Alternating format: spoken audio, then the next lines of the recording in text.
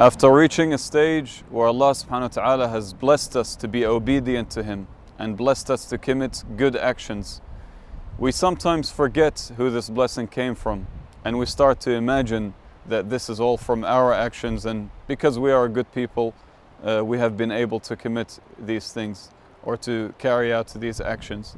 And we forget where the main source of these actions are and who has blessed us with all of this. A famous example of this in the Quran, Bismillahir Rahmanir Rahim, وَاتْلُ عَلَيْهِمْ نَبَأَ الَّذِي آتَيْنَاهُ آيَاتِنَا فَانْسَلَخَ مِنْهَا فَأَتْبَعَهُ الشَّيْطَانُ فَكَانَ مِنَ الْغَاوِينَ. Narrate for them or read for them the story of he who we gave our knowledge or verses, and he stripped himself from this knowledge, so the shaitan took advantage and he was of the befallen ones.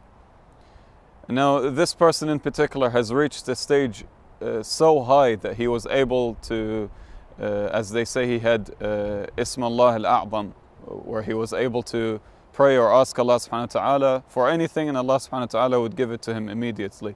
This is how high of a stage he had reached. And the Quran narrates that he has stripped himself from all of this in just moments.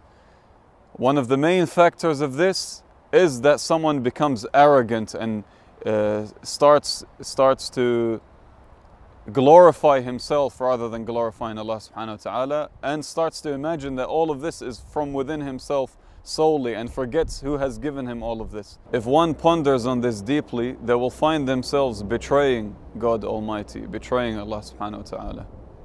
Because if you think about it, it's similar to someone who has given you millions of wealth or currency or billions, and then you do many good things with this money or currency, and you open many mosques, you open businesses, you give to charity and all the rest of it.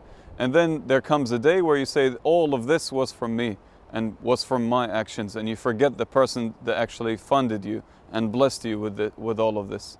So all those actions return back to him in its originality. This is similar, although there is no comparison between this and what Allah subhanahu wa ta'ala has given us. He has given us existence in order to be able to carry out anything. So when you think about it in that manner, everything goes back to Allah subhanahu wa ta'ala, and anything you do is for Him.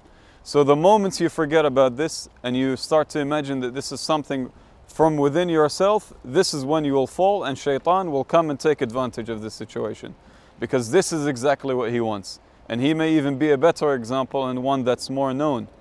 For him to have so much arrogance that he reached to a stage where he said to Allah subhanahu wa ta'ala, no, I want to worship you how I want.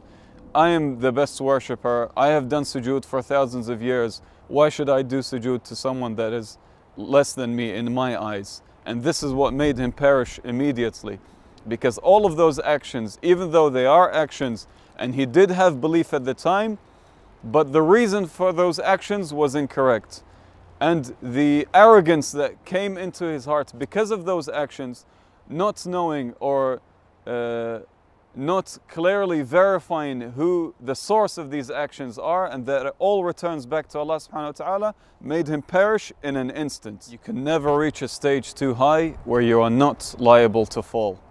In fact, the more blessings Allah subhanahu wa ta'ala gives to you, the more you will be accountable for them. And the more harsh your judgment will be, as you are not one of the ignorant ones.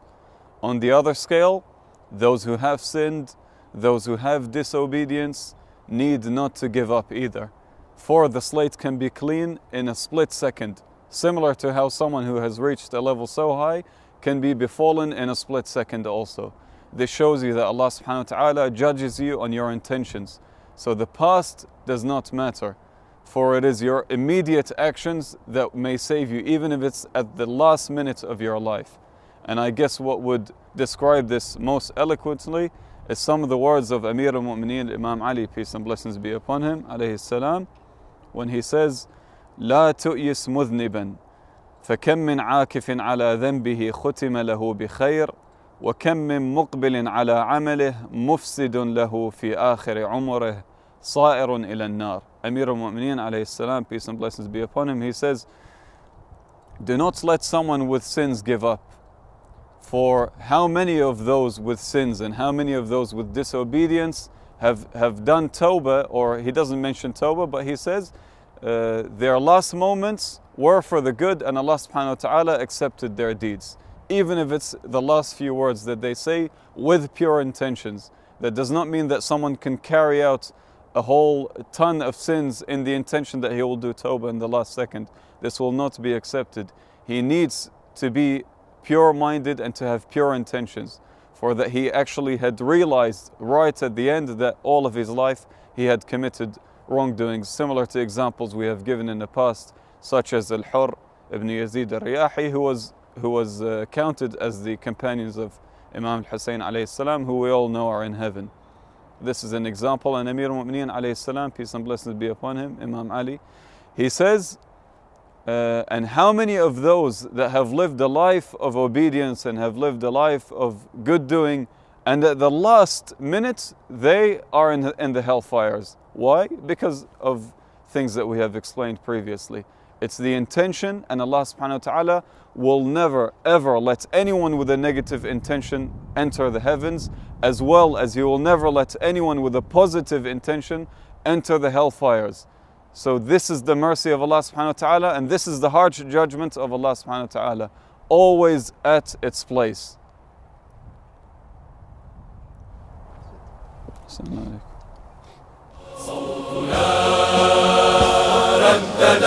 في المدى والندى باسم مهدي الهدى